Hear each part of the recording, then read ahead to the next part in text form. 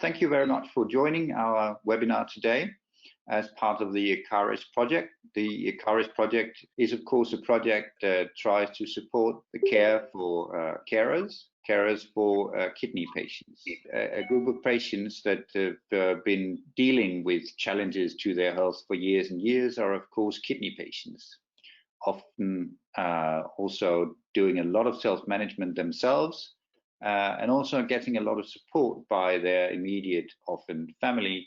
And this group, the carers, are of course also a group that has certain challenges to their life. And for the ECARIS project, we've dived into how we can support these supporters, if you will. But today, we take initially a more general approach and look at how the ability to take charge of your life, to take charge of your health, is something that is a very often a very human endeavor that Rikke will talk more about. Yes, thank you very much, Lars, and thank you for the invitation to Self-Care Week 2020. I hope you had a great morning. I did a swim in the ocean in Denmark, which was pretty cold, but for me that's a very nice way of kickstarting the way I do self-care. So today my presentation is about how we gain more sustainable health leadership in the way we are elevating healthcare and also self-care, because of we are the only that can provide self-care from within. So how we do that in a professional term, I think we need to overcome some of the old paradigms. And I've been providing solutions on how we can gain more health and self-care from within. The agenda for me in the next half hour is briefly about who I am and why I'm in this area of providing so much more health and care in the system, and all the numbers that tells the story why we need to transform the way we used to work into the need for a better public health. And there is also a model of sustainable health that I will show you that makes sure that we are doing the approach inappropriate in all 5 areas of health, despite of who and what profession we are working in, to find the root cause, so we are less treating symptoms and that way gain a lot more health and self-care.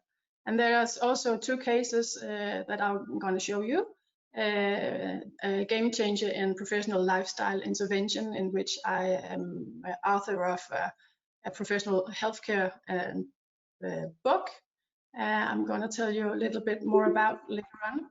And then also a game changer in the employment effort in municipalities in Denmark that now have seen the need for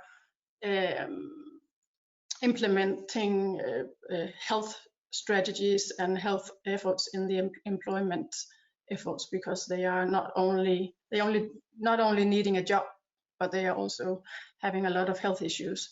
So, and then the end, I'm going to give my point of view on what we need to bring forward to make the 21st century much more, or to bring much more health and sustainable health leadership into practice. Here you can see a picture, that is me, and I've spent the last 24 years of providing a new approach. I'm also founder of Rising People in Denmark. As you can see down below, we strive beyond status quo to deliver health solutions that embrace all 5 elements of health, because we believe we cannot only look into the physical or the mental or both. Then we're missing out on 3 areas of health, and we need to have focus and approach all 5 of them, which I'll get back to create better health and coherence in life for people and also for ourselves. And then I'm author of the book, as you can see in the picture, about the healing patient conversation. It's translated, I think, very Danish English. I'm sorry for that. But it is how we actually are asking better questions and providing less information when it comes to lifestyle changes. And I've told, now it's about 2,000 health professionals in sustainable health interventions and trained more than 600 long-term ill employment in health leadership across sectors in Denmark, in municipalities and in large organizations and insurance companies. My mission in life is to uplift the inherent health intelligence, as you can see down, and prevent low health literacy, reduce chronic diseases, multi-diseases, polypharmacy, and health-related unemployment due to lifestyle issues across ages, culture, and sectors. Here you can see what we're missing out of in Denmark. On the right side, you can see the 10 most common chronic diseases in Danes, in all Danes, almost all of us, 4.5 million of us above age of 16 in this year. And it's, I think it's a very frightening. It's going the wrong way in public health, and it's probably a lack of self-care because it's all preventable and it's all relying on the choices we're making accordingly to self-care, and how that is a difficult way of it's a difficult way of living. I will get back to. We also have a paradox and a change in paradigms because we are in the healthcare professions told that adding more information and apps, medical treatments should drive behavioral changes in public health. But unfortunately, there's more to that. Maybe we haven't had that much information ever before, and it's never been easier to access and never been easier to practice. I don't think there's any human on this earth that don't know how to what is the healthy choice and what is not. But it's just how do we approach the right, or more often the right choices, so we can have a strong health for a long time. So adding more information, apps, and medical treatment have not yet led to the expected behavioral change in public health. So of course we need to provide research, and so have I done for a long time, and a lot of studies, and that's very important information. But we must not believe that by giving more information to our patient or citizens or where we work, it will drive their change. So we also have a professional silo system that treats one problem at the time in one area at the time, and that's our products in Rising People are all working to break down silos, so we can actually provide our services in the right prioritizing, and that will gain a lot more health and of course self-care for the one we are giving our service to. And there's clear consequences to silo thinking and just adding more information in our lifestyle interventions, because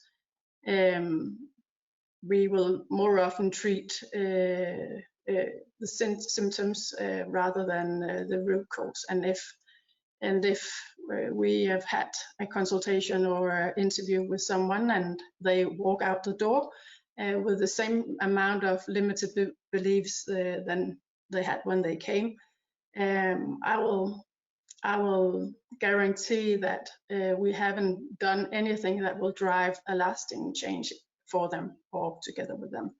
So downstairs the path, I think we need to walk forward from today is to make sure our professional abilities must encompass tools to address all the 5 areas or elements in health, independent of ill or disease or diagnosis. So in a little while, I will show you a sustainable health model you can all use in no matter where you work, and it is independent of the story of the diagnosis. Why I am into self-care and I'm working that deadly hard to gain more health and wealth and prosperity and freedom and in this in my life is because of this man you can see in the red. Unfortunately, that was my kind of soulmate. It's my father. He has been working hard his whole life, providing care and for everyone, and not enough for himself. And unfortunately, he passed away 7 years ago, 2 days after this picture was taken. And for me, he doesn't he doesn't look like he was having a heart attack and died, and there was nothing to do.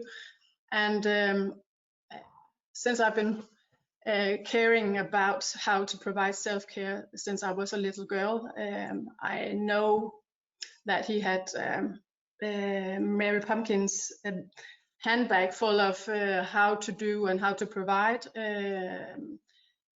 a better lifestyle for himself, but that was always or almost always on the second place of his priority list.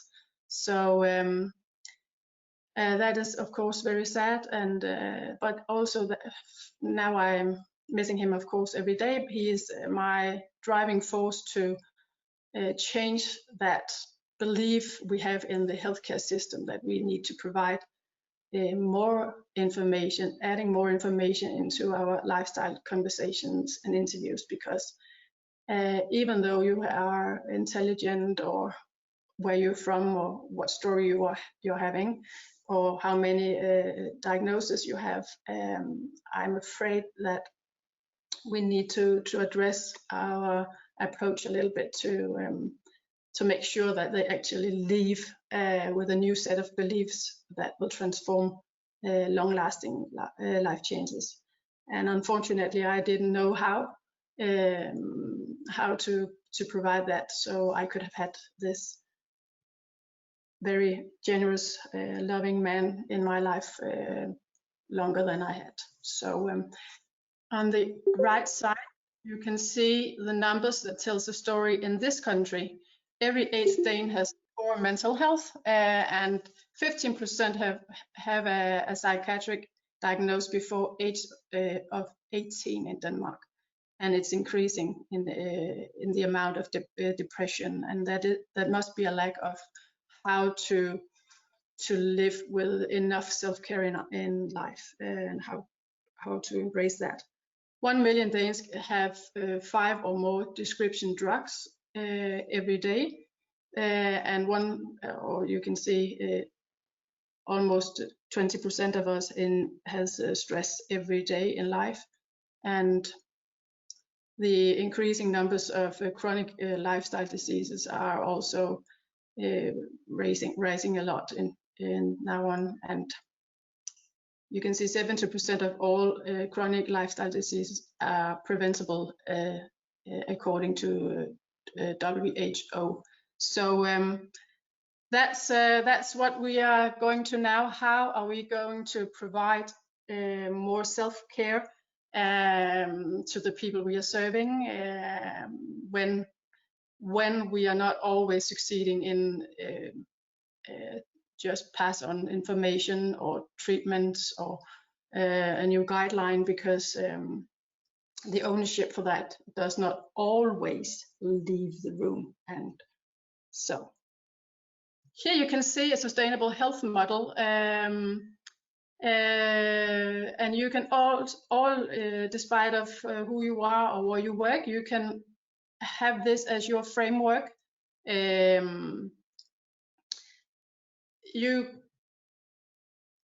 it goes, as you can see, beyond circumstances, background, or ill, and behind, you can say, there's also a reason why you get a disease or you get ill, and you can you have to go behind or dive into these five universal elements of health, and because they are engaged, and not any of them can stand by itself. They are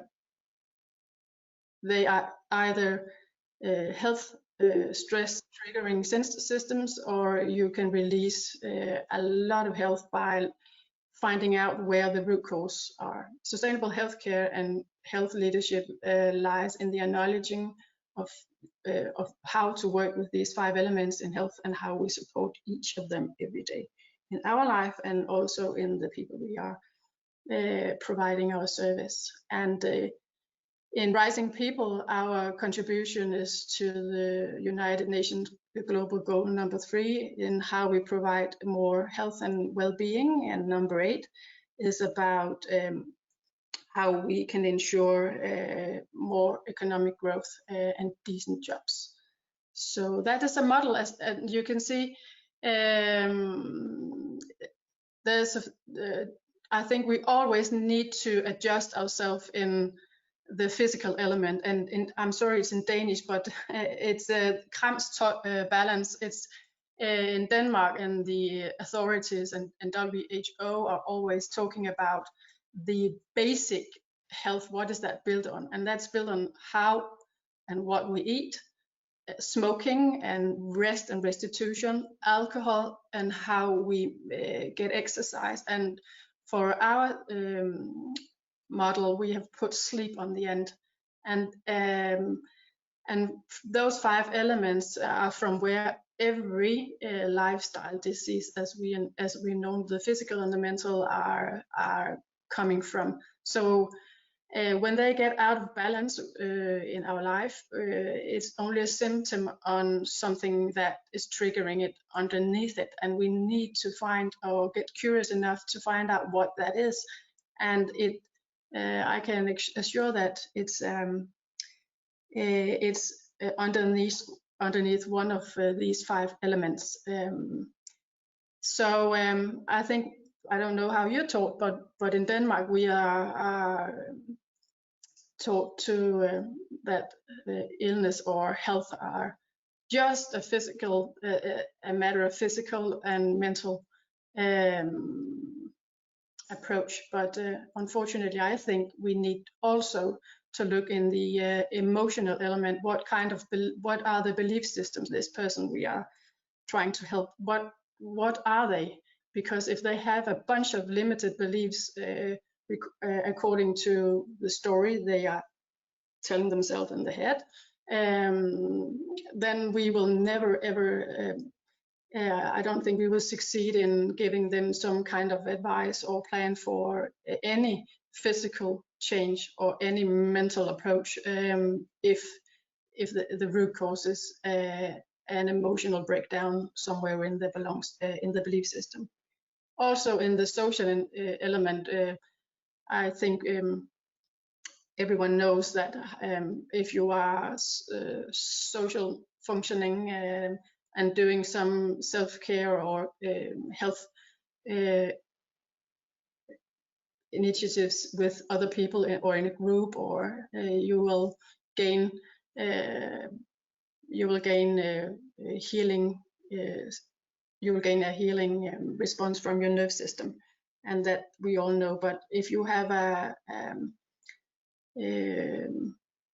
if you suffer from any social aspects, then again it will be very difficult to strive the long-lasting lifestyle change in any other area. And then I believe the most overseen element in health is the spiritual element. I haven't met a doctor or nurse or anyone who's talking to the patient about that. For years ago, I was in the hospice, and it was all about spiritual health, the spiritual element. And when they suffered or was suffering too much, then actually when we enter that area, they had less pain, they had less need for drugs or treatment, and they were all of a sudden full of energy and self-compassion again. So how we access that, these 5 elements, is all up to you. It's only my notes underneath, so you can have some words to find your path with. But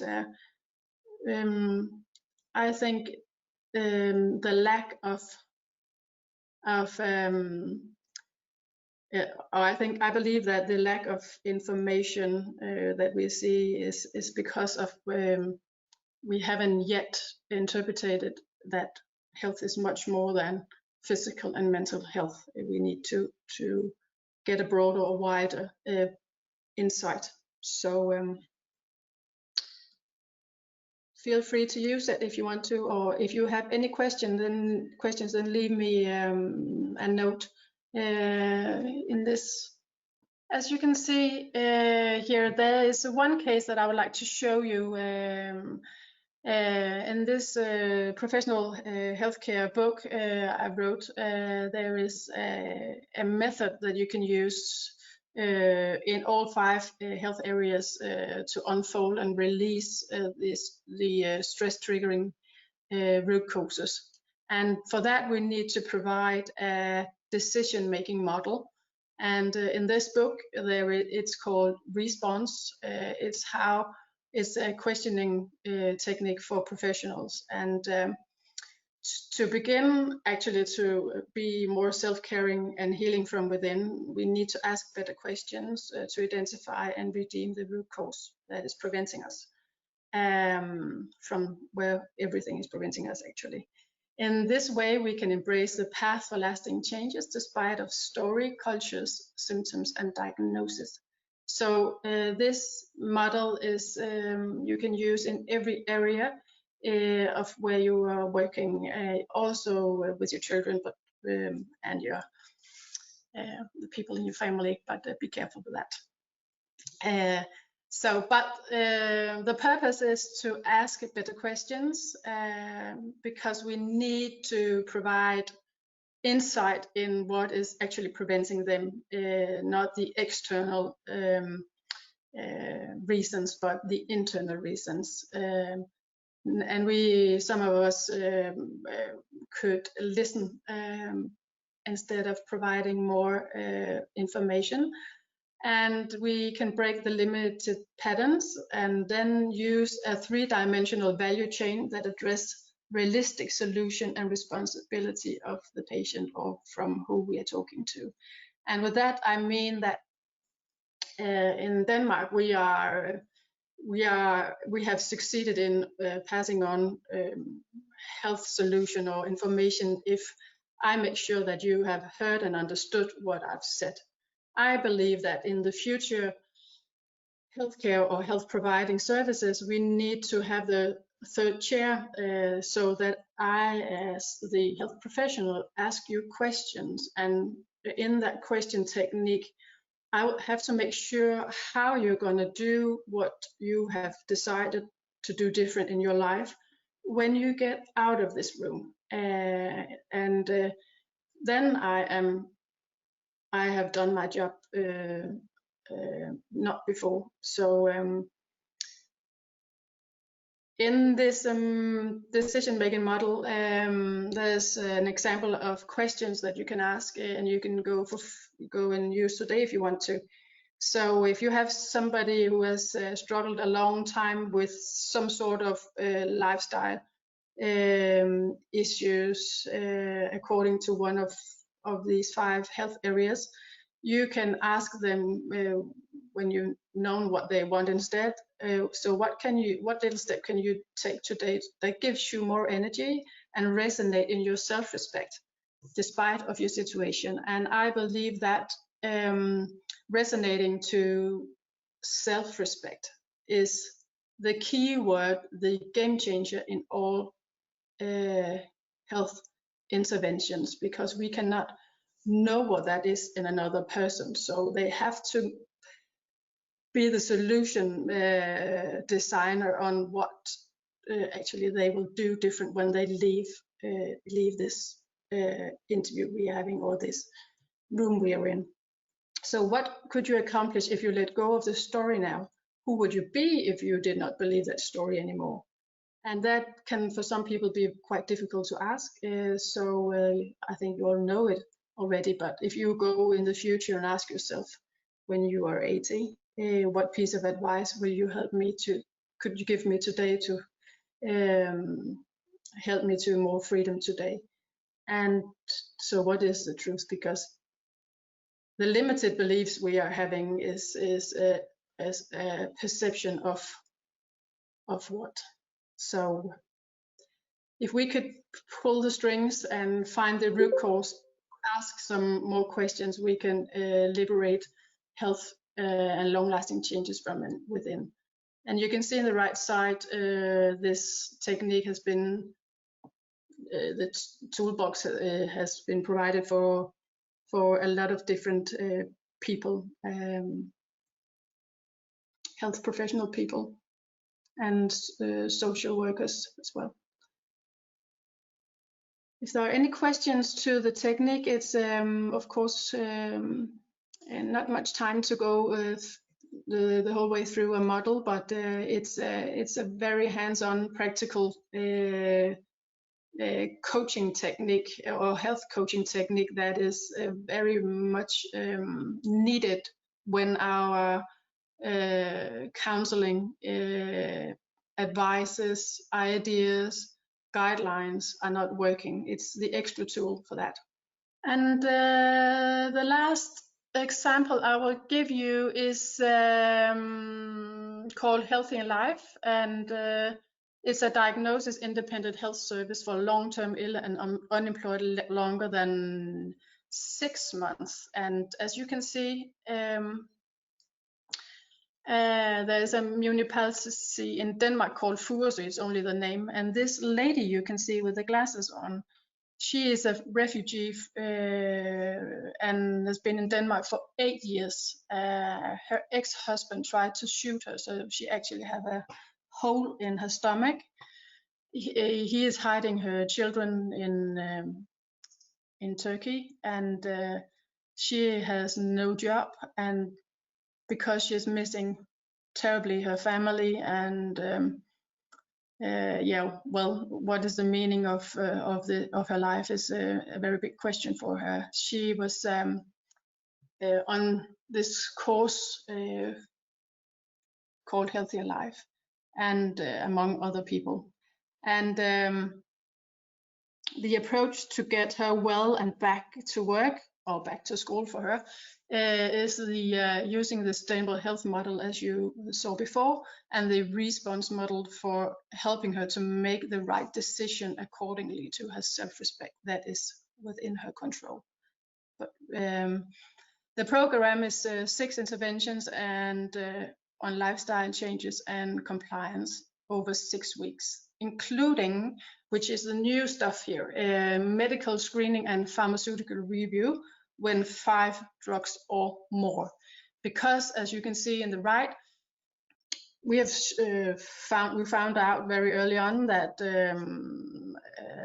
unemployed people for a very long time, 6 months or later, has there is a big chance that they have drugs related problems. And as you can see in the right side, that was also true. The numbers are for a small group of 7 chosen from the job center, so we haven't had anything to do with that, but 2.7 drug related problems each one, and they were only in the job center to get a job or go to school, and they have untreated indication, inappropriate drugs, severe side effects, and high dose and contraindications. And that's, the numbers you can see is how many out of the 6 people. And the numbers that is not on here is that they had 23 diagnoses altogether. So try to be a business consultant or teacher and teach people how to engage in an employment effort is very, very difficult. So below that you can see health as a path to employment, and the guy in the corner, Jan, was sick for more than 1 year with stress and other related symptoms, and he was on a course for one of the 600 in an insurance company, and using the same model, he released the healing systems from within, and got well and back to work after 6 weeks. And you can see the numbers, that is 32 of all the customers in the insurance company got back and to work after an average of 13.6 months of sick leave due to lifestyle in only 4 weeks. So if we use a little more questioning techniques and let them find their path and break the patterns, the habits that no longer fits, then we have released so much more self-care and health from within. So what we need to bring forward, I think we need to bring on a new paradigm of interdisciplinary collaboration across sectors, across organizations, in a new way that meets the citizen, the patient basic need in the right prioritized line. Because as we saw in the job center, it's not only they're there for a job or an education or a course, but they have so many other issues that are rather more important to them, that are bigger and will prevent them from gaining the effort in the employment. So if we do interdisciplinary collaboration, we can work smarter, and we can cut some of the expenses as well. We also need a new guideline on lifestyle changing interventions that ensure quality in how we transform intentional information into lasting changes. I believe we need to know how to do that, and not only pass on information as I was talking about before. And then also a political strategy on to start screening and reviewing lifestyle and medicine profile as a part of healthcare and employment effort, because the numbers in public health are increasing and will cost a lot of extra resources if we don't do this smart from the beginning. So I think we need a political strategy, a focus on how to gain that. And then also awareness on health as the greatest driver to achieve more freedom, well-being, and prosperity. I think health is the most vulnerable resource we have on earth. So we have to take very good care of that. That is all for me by now. I hope we together can lead this 21st century into sustainable health leadership. And if you want to know any more about how to do that, then all the contact information are at the right side of this page. So I will just say thank you for now. There is a question here. I will say, what is that? Oh, cramps, and yes, there is no correct what do you call that word in English for that. It's the first number in 5 areas. The K is for eat. It's for what you eat. The R is for smoking, the A is for alcohol, the M is for exercising or physical exercising, and the S is for sleep, because a lot of people are having severe problems in the basic need, and cramps is a name, or what is within the basic need for physical health. So I'm sorry there is no English correct translation for that, but hopefully you can show me one day if you make your own. So it's what the authority is calling it in Denmark. So I'm sorry for that. Thank you. I have a question for you, Rikke. Is what areas of life do people usually start working on when using the model you presented with the 5 areas or the root cause? Like, which elements do they start with? They also start with the physical element with this acronym, because the studies I've done for 14 years shows that if the CRAMS acronym is very much out of balance, then the learning, it will give learning disabilities, it will lack in concentration, it will give a lack in the energy to overcome any or to engage employment efforts, or joining the school or do your stuff. So it's also always how to get cramps back on track in own life, and for that it's by questions, not giving them a guideline on how to do it, because there is a lot of guidelines on how to get enough sleep and how to exercise and how to eat and how to not smoke and how to rest and all that. But unfortunately, I think it's much more value to find out what they believe and how they can actually address a better cramps balance in their life from this resources they have and what is realistic and within their control. So they can find their own path, and that's a shorter way to success, actually. And it's much more fun actually to work in that way, because you can never predict what way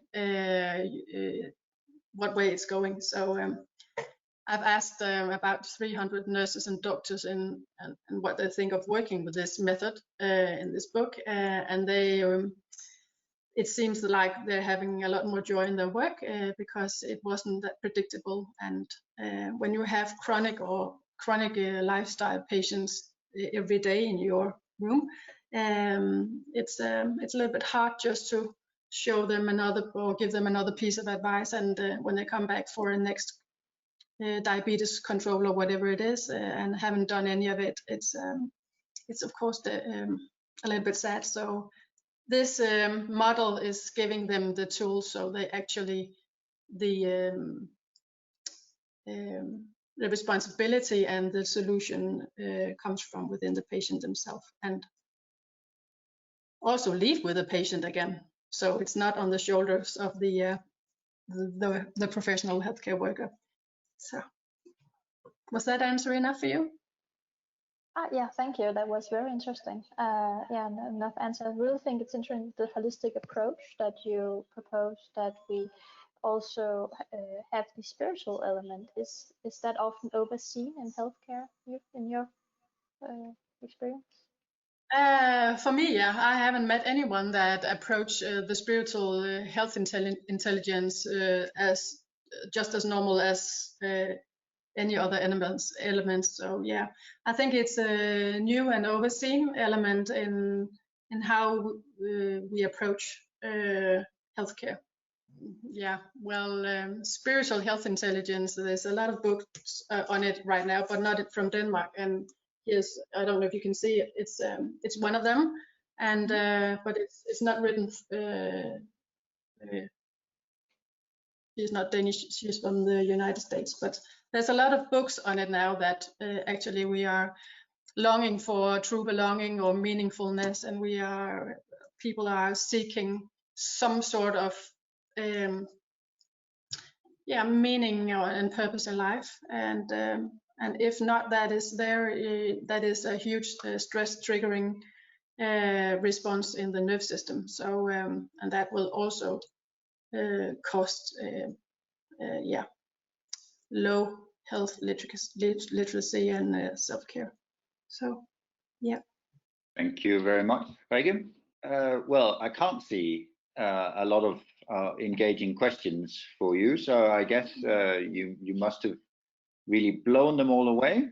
But of course, if you look at the screen, you can see Rikke's email. If you're too shy to ask a question now, I'm sure that Rikke will be happy to respond to any questions that you might have on both sustainable health leadership and the methods that she's described. For our next sort of session, I'm going to show you Nicolaj, but we were lucky enough to capture Nicolaj only a few weeks ago, talking about the value of engaging people, communities in better health for themselves.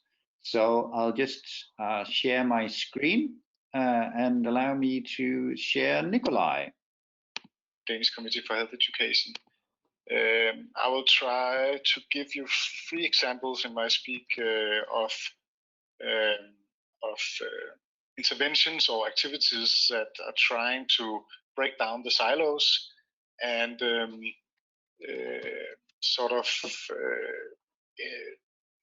sustainability of combining personal responsibility for recovery and rehabilitation after treatment in the system, but also looking at the community responsibility.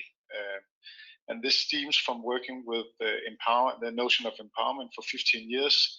And for the first 14 years or 13 years, we had the sole focus of helping, supporting the individual in raising their empowerment skills and in that way become, go into a better situation of receiving the support and help and treatment in the healthcare system. And now, working with empowerment for this period of time, it becomes clearer and clearer for me that the personal empowerment is so fragile a notion. So if we don't have the whole system, the society, and the professionals supporting and working in the same direction, we will never reach the goal of having an empowered population within this new paradigm of healthcare, where you don't get treated and cured, but you get treated and have to live with your long-term condition. Just a short presentation of my organization. The Danish Committee for Health Education is a private non-for-profit organization with 17 members. It's all the health organizations in Denmark and some of the public organizations, for example, the organization of the municipalities and the organizations of the regions in Denmark. And I will not go into explaining the whole Danish healthcare system, but just add that what Rikke said about the silo thinking is really one of the complex barriers of achieving the goals that we want to achieve. So within this frame of Pocket of the Future, I will try to give you some examples of what the future could be if we sort of combined all these factors, the personal empowerment strategies, the community empowerment strategies, and the breaking down of silos within the systems. And I hope that we will sort of widen our scope, so we're not only talking about the healthcare system, but about the whole system for us human beings. The work in the Committee for Health Education is always a cooperation with other organizations. So just a short example of who we're working with in Denmark. Just above the committee logo, you see the Danish Football Association as one example I'll give you today, just to show that we are working with a very wide numbers of organizations. But if we're looking at the first intervention, which we call in Denmark, we call it FC Prostata or FC Prostate. This is actually an intervention developed at the University of Copenhagen together with the Association for Football in Denmark.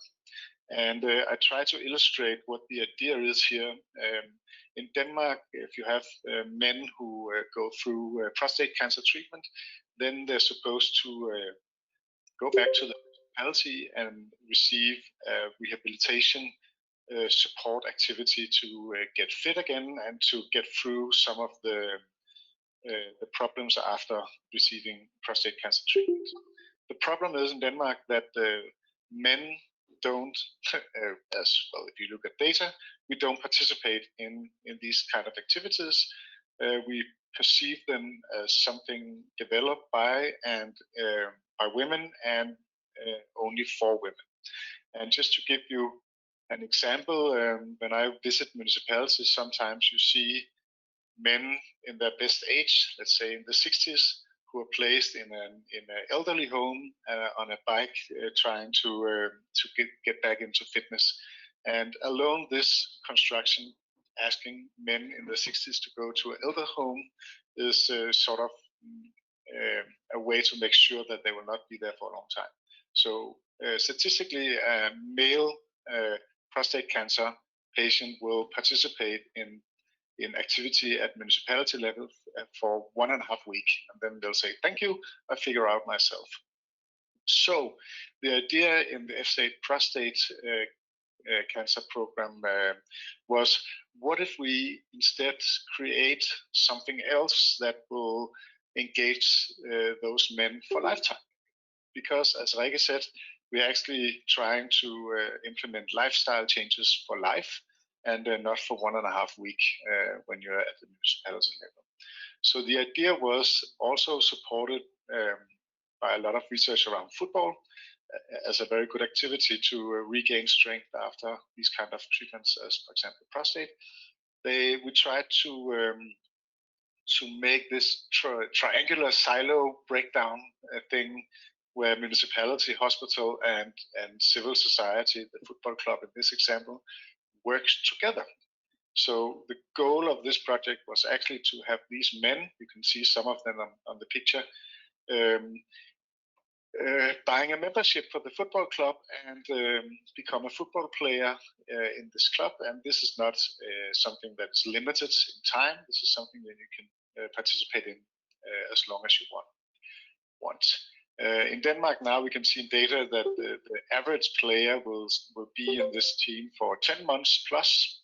So alone these data shows that it's a good idea to combine and include the civil society in the problem solving of this problem, that men going through prostate cancer are really challenged in getting back into fitness and having a good life without new complications. So in Denmark now we have 22 clubs playing. They train 2 times a week, and as I said, they stay in the club for a minimum of 10 months. If we just go a little meta on this and look at it from above, I would say that well, football is one activity, but you can sort of use this model for all kind of activity, because even though in Denmark the activity at municipality level are developed and used by women, looking at data, then the women, they don't stay in the municipality settings for life either. I mean, typically in Denmark you have a 10-week intervention program, or maybe 3 months or so, but it's always limited also because in this universal tax-based system we need to give everybody the same, so you can't have activities going on for life. So the idea that the municipality is only a station or a step on the way to get back into your own life with new activities implemented in a sustainable way is something that could be the pocket of the future. Here just exemplified by football. The second example that we're working with in the committee at the moment is a Fighting Loneliness project. And originally we've been inspired from the UK, looking at the town Frome, which has been very popular in the way they sort of changed the whole systems. And in a BBC documentary, they were called "The Town That Cured Loneliness." And what we have sort of picked out of this example in Frome is that what will happen if we sort of engage all the citizens in making sure that every need by every citizen in the local community is sort of dealt with. So if you look at this model that I tried to illustrate what we'll try to do in a Danish local society, because usually if you look at the horizontal level, the X line, you have the doctor, home care, and so on as active professional partners in dealing with citizens who has different needs. And the problem in Denmark is that it's really difficult to be updated about everything that happens. So the doctor might know some activity, the home care knows some activity, the health nurse or the dementia therapist, but they don't have the full picture. So what if we engage the citizens in also providing something to the full picture? Then on the vertical line, you have man on the bench, primary school teacher, so forth. And what could they do as active partners in this local community social security network? Well, just to give one example, the hairdresser, we had this example of a doctor at the hospital in Herlev in Denmark who was working at the department for skin cancer. And when he met patients with skin cancer problems in the skull, on the top of the skull, usually it was the hairdresser that pointed out to the citizen that you have something you might want to check at the doctor's office. And it's very important looking at skin cancer to go quickly and as soon as you get the symptoms. So what he did, he went to the hairdresser school and trained the hairdressers in not making diagnostics around skin cancer, but just making a note. It seems that you have a wound on your skull. Maybe you should check with the doctor. So now we have a horizontal line of the hairdresser steaming into this social security net and asking the other citizen to go check it out at the doctor's office. So that's just one example of how the individual can play a role in making sure that everybody in a local society is getting the help they needed. And how is that related to loneliness? Well, first of all, I would say all the obstacles that you can sort of get out of the way to make people engage themselves in the society will be a process away from loneliness. And all the barriers that are in the person's life will be something that stops you from participating and making you gets you in a situation where you risk being lonely. So one thing is skin cancer, but it's also the man on the bench drinking beers, looking at his neighbor man on the bench who has an untreated wound on the leg. Maybe this person knows he should go to the doctor, but you know all the hassle of getting into the system if you're sort of on the frontier. But if your neighbor man on the bench also mentions for you that it could be a good idea, then you could be motivated to go to the doctor. But let's go down to the neighbor and dog walker, because it's also sort of this is a project where we'll try to make a mind shift. So if I as a neighbor get a new neighbor moving in from another city, I should be focused on well, in Frome they have this question, what matters to you? But in this sense of being interested in what matters to my new neighbor, and is there something I know that could help them in achieving that goal? So now we just lack confronting the silo thinking, because even in this fantastic system that makes so much sense, in my view at least, you still have the silo thinking. So in this network or security net, you should have some network facilitators as well. So if I meet a neighbor and something that matters to him, I have no clue how to sort of direct him in that direction. I should at least know that I could direct him to a person that could help him sort of navigate in the net. And the funny thing I mentioned that we're not only talking about physical disease but also mental disease. I mean, in the social housing area, who is the best person to spot if people are not living a good mental life? Well, it's not the nurse and it's not the doctor.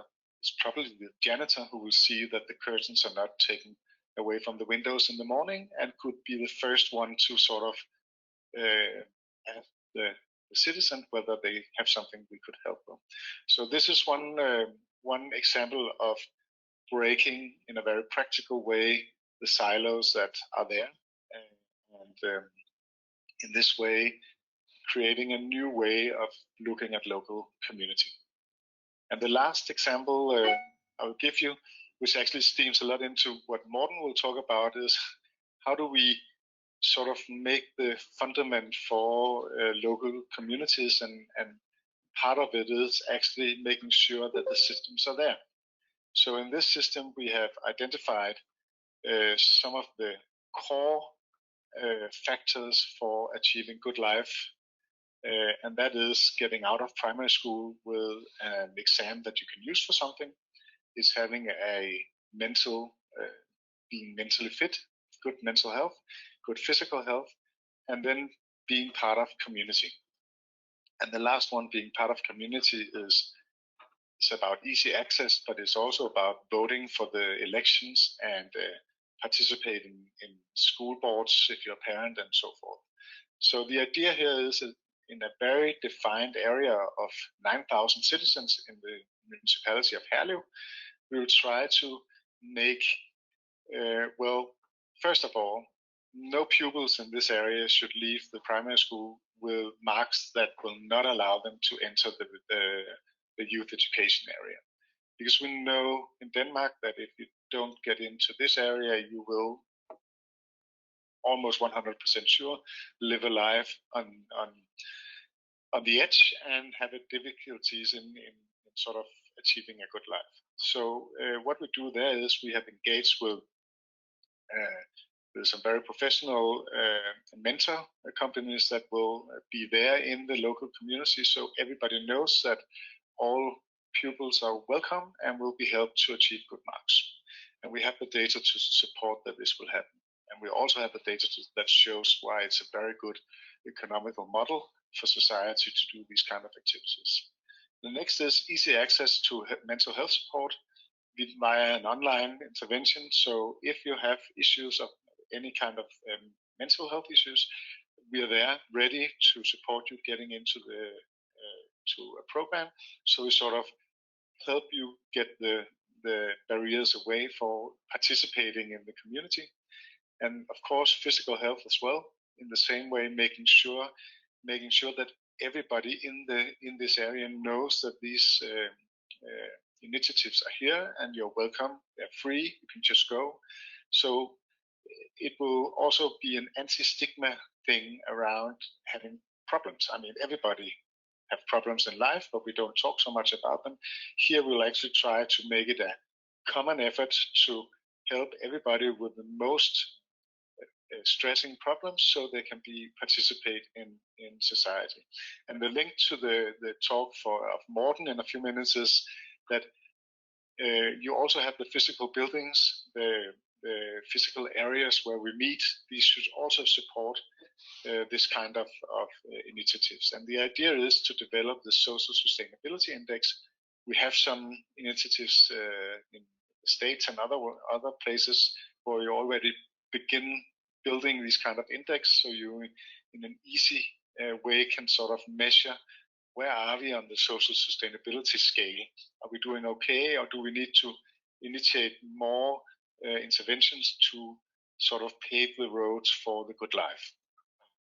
So another angle into the same target as the first one. So here we had 3 examples of how we could possibly problem solve in the future. You're welcome to contact me on the email, and you can check out our website, empowerment.dk, and I'm open for questions later in this webinar. We are, of course, ready for questions regarding Nicolaj's presentation also. And I do believe perhaps that some of the elements I would like to ask Lars one question. Thank you, Spiros. About if you can repeat again how the janitor can help easier. There was a nice diagram. Can you explain with your words? Yeah, the basic idea, I guess, is the fact that the people, your social network, is not only defined by healthcare professionals, of course.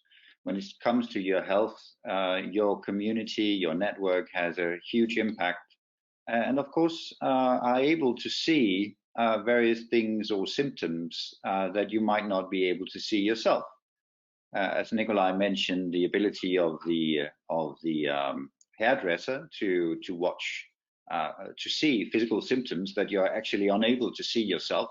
I mean, I don't know about you, and I'm not making a joke about your hair, Spiros, but seeing your own skull, that's a trick. So of course you can't diagnose that yourself.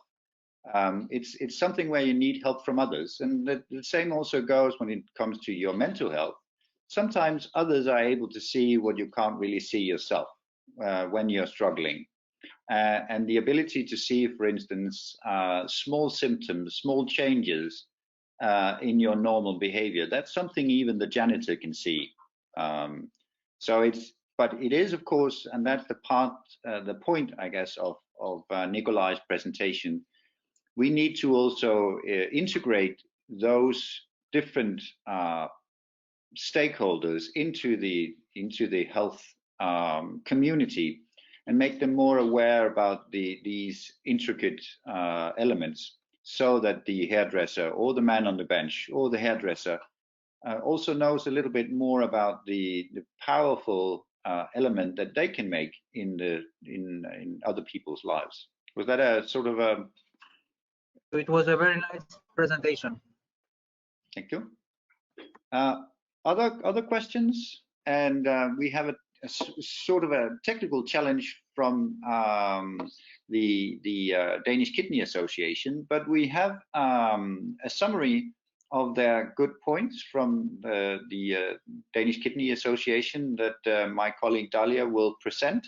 Maybe the sound should, we have no echo now. Thank you. So I'm presenting myself, Karen Marie Ries, who is head of the caregivers unit in the Danish Kidney Association. She was unfortunately experiencing some technical difficulties, and she was not able to use the GoToMeeting platform.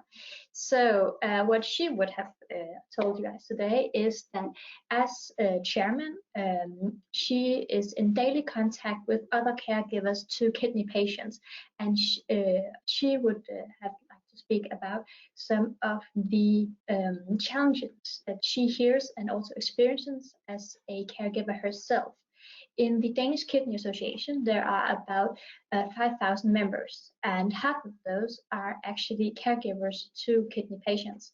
And as a caregiver, you experience a different amount of stress due to the burdens of caregiving, and that can also lead to chronic stress or other chronic illnesses. So self-care as a caregiver is essential and crucial to being able to still provide your care for the loved ones and the care for yourself that is needed in your situation. So one of the challenges that she actually helps the caregivers with is that she, in the caregivers unit, they have a caregivers hotline that people can call. And a lot of the members of the Danish Kidney Association actually use this hotline to share their issues and worries, and also to get help. the Danish Kidney Association, they actually offer something that would translate to the kidney school, and that is both for patients and for caregivers. So in the kidney schools, the caregivers, they meet, and then they have a network and a community. They meet other people in the same situation as themselves, and that has a healing effect to know that you are not alone in experiences these different issues that arise when you are a caregiver to someone who is chronically ill.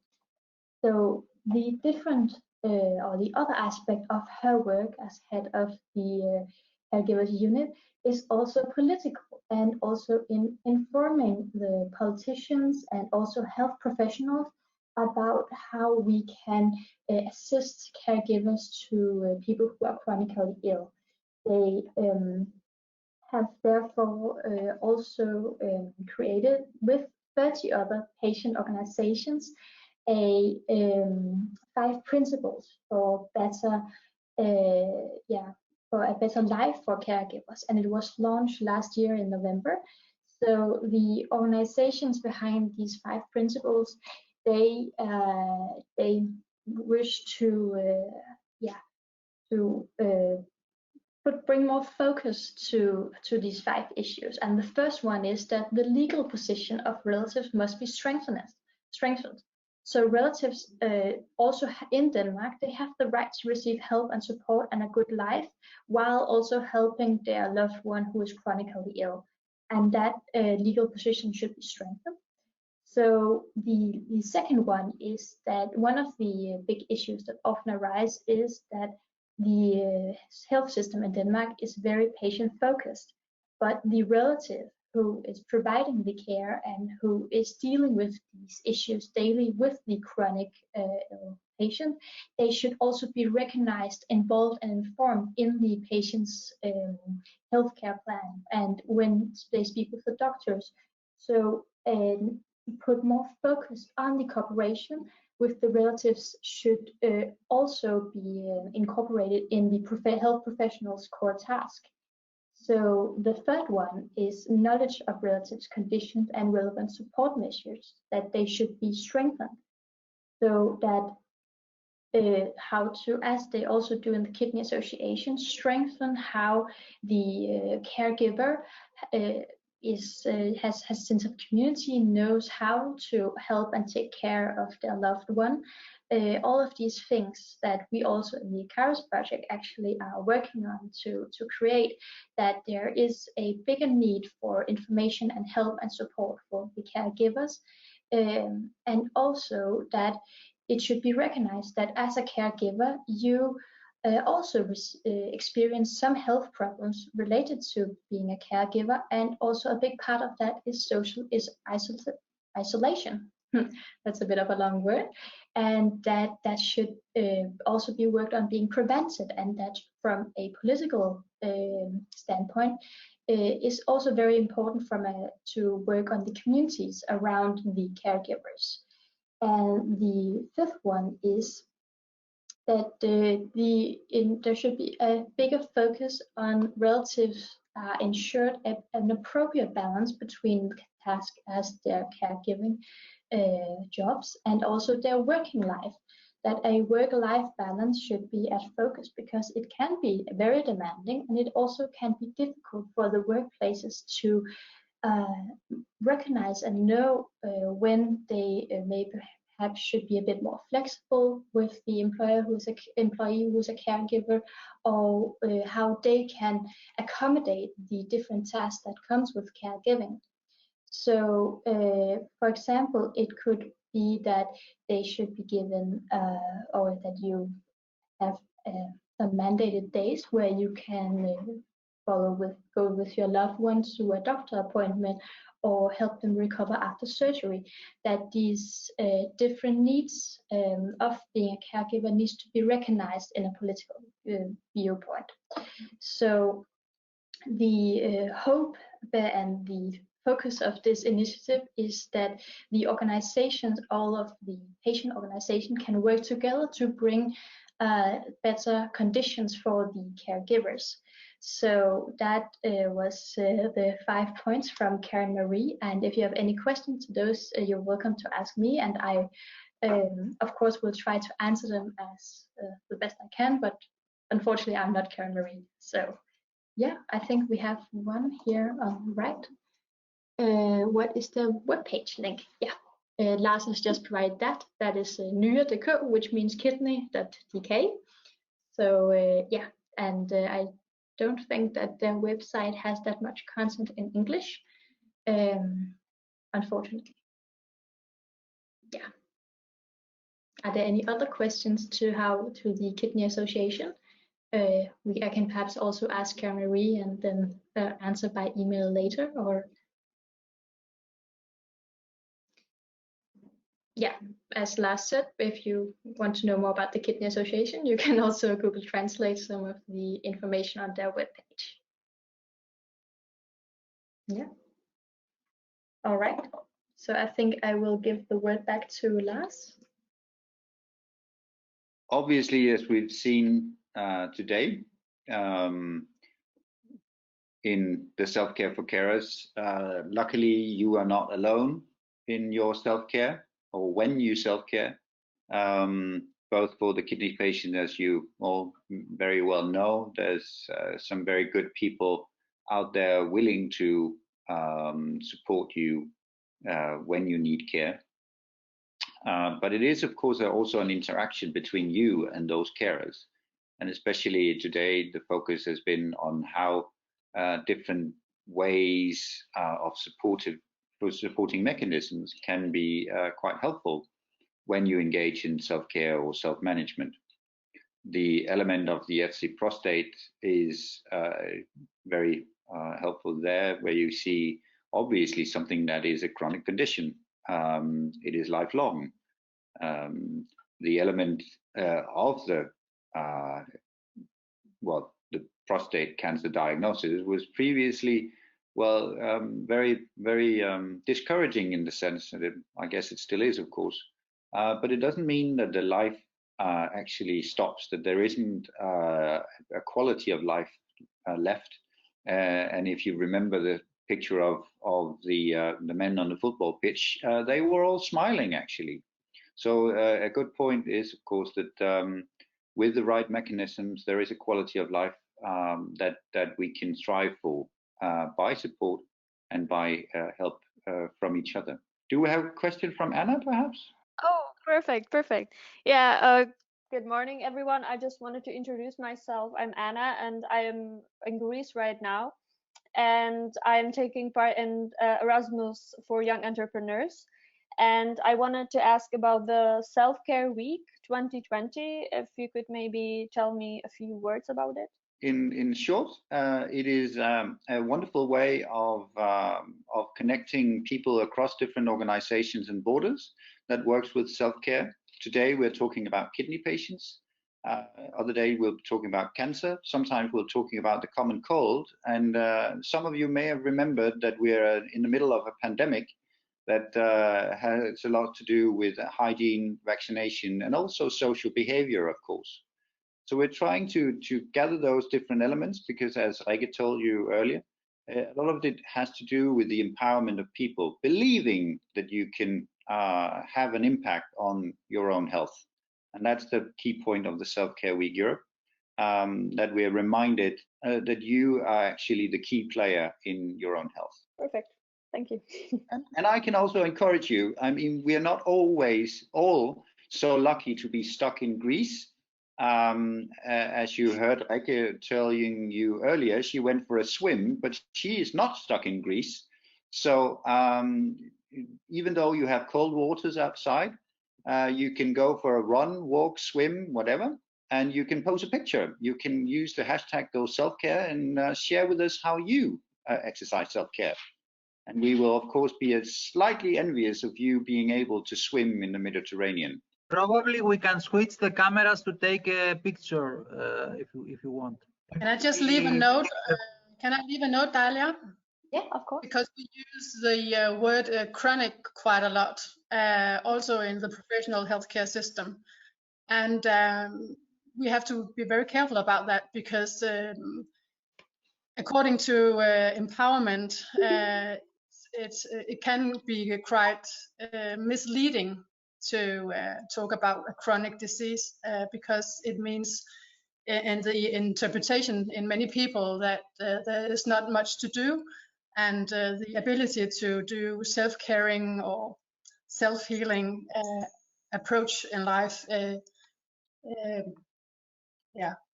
will be very difficult. So chronic is only meaning lasting for 6 months, that you've had a condition for 6 months or longer. That's the correct definition of chronic. So be really careful about using that word if we want to empower people, because it is very disempowering word to use. That is true. It certainly can be. We sometimes also talk about the self-care continuum, and being aware that self-care is not something that you need to do when you become a patient. It's actually a part of life, perhaps not just when you're born. I guess, you have a few years before you can start, but for most of your life, self-care is an integral part of what you can do. And it's an integral part of your life, regardless of whether you have, chronic conditions or not, regardless of whether you have short-term challenges or not. But in my teaching, I've heard a lot of doctors and nurses and other professionals talking about chronic diseases in a way that are disempowering, because then the patient that doesn't know anything about that word automatically describe or transform the word chronic as less ability to do anything to get better or to provide more health and well-being in own life. So I just, if we are all health professionals here, I think we just need to be very, very careful using that word, because in the translation in the patient's life, there's something going wrong there. So it was very wonderful of, specifically Rikke, thank you very much for a wonderful presentation again. And thank you all for joining this session today or this morning. I will encourage you to look at the ECARIS.eventbrite.com program again. There are sessions later today, but also tomorrow and Wednesday. Have a wonderful Monday, this Monday in Self-Care Week, and remember to go self-care.